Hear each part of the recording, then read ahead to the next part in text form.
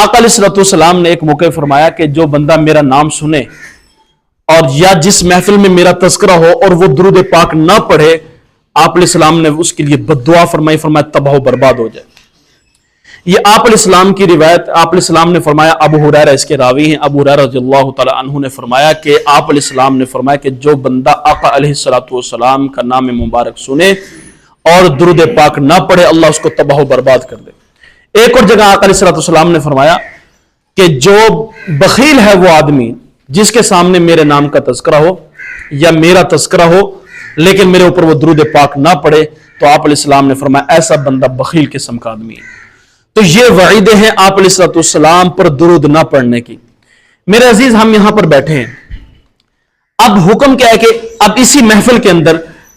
تقریباً 20 مرتبہ 25 مرتبہ 40 مرتبہ آقا علیہ السلام کا تذکرہ ہوگا۔ کیا ہر مرتبہ پڑھنا ضروری ہے یا ایک مرتبہ ہی پڑھنا واجب ہے؟ یہ مسئلہ اس لیے عرض کر رہا ہوں، سارے تحقیق کے ساتھ عرض کر رہا ہوں۔ مثلا جیسے ہم یہاں پر بیٹھے ہیں، بات ہو رہی ہے، آقا علیہ السلام کا نام بار بار آ رہا ہے، حضور صلی اللہ علیہ وآلہ وسلم کا نام بار بار آ رہا ہے، آیا کہ ہر مرتبہ پڑھنا واجب ہے یا ایک مرتبہ پڑھنا واجب ہے؟ شرعی مسئلہ یہ ہے، ایک محفل ہو،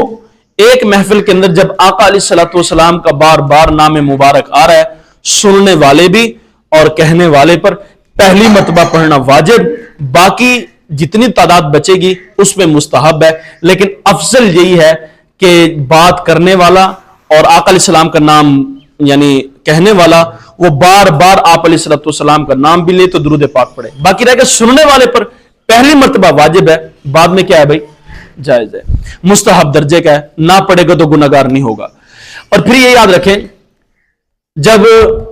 یہ آیت نازل ہوئی نا، ان اللہ و ملائکتہ یصلون علی النبی یا ایھا الذین آمنوا صلوا علیہ وسلموا تسلیما، آیت نمبر 55 ہے، سورۃ احزاب ہے۔ تو اس کے اندر حکم ہے کہ آپ درود پاک صلو علیہ وسلموا تسلیما، درود پاک بھی پڑھیں اور سلام بھی پڑھیں۔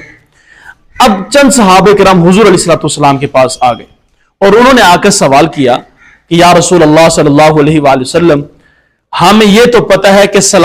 درود کیسے پڑھنا، یہ سلام کا تو ہمیں پتہ ہے کیونکہ اتحیات کے اندر ہے السلام علیک ایھا النبی، لیکن درود پاک بھی اللہ پاک فرما رہے ہیں درود پاک بھی پڑھنا ہے، ہمیں وہ طریقہ سمجھا دیں، ہمیں طریقہ سمجھا دیں۔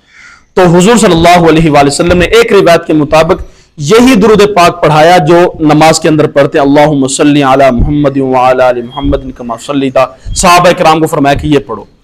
باقی تقریباً بہت ساری روایت ہے، تقریباً 70-80 روایات ہیں جس کے اندر آقا علیہ السلام نے لفظ صلاۃ اور لفظ سلام کا تذکرہ کیا۔